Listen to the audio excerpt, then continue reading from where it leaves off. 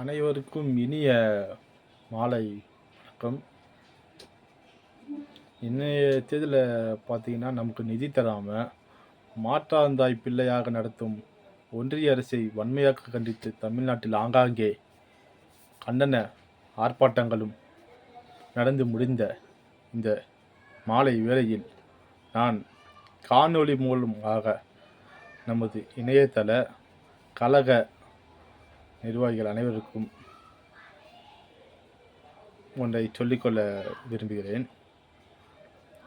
தமிழ்நாடு என்று பெயரை கூட சொல்ல திராணியற்ற ஒருவரை நிதியமைச்சராக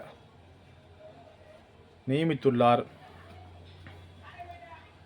ஒன்றிய பிரதமர் நரேந்திர மோடி அவர்கள். ஏன் எங்களுக்கு நிதி தர மறுக்கிறீர்கள்? வெள்ளம் வந்தபோது தரவில்லை, இந்த பட்ஜெட்டில் நிதி தரவில்லை. பிறகு எப்போதுதான் தமிழ்நாட்டு வளர்ச்சிற்காக நீங்கள் நிதி தரப்போகிறீர்கள்?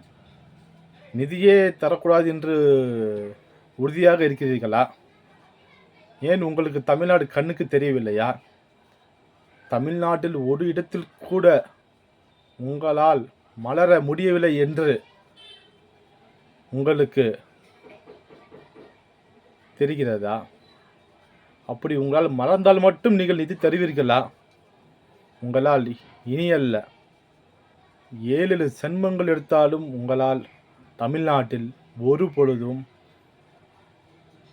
மலர முடியாது.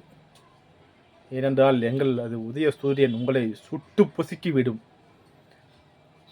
ஆகவே நமது கழக அனைத்து நிர்வாகிகளும், நமது சென்னை வடக்கு மாவட்டத்தை சேர்ந்த நிர்வாகிகளும், ஆர்கே நகர் மேற்கு பகுதி நிர்வாகிகள் அனைவருக்கும்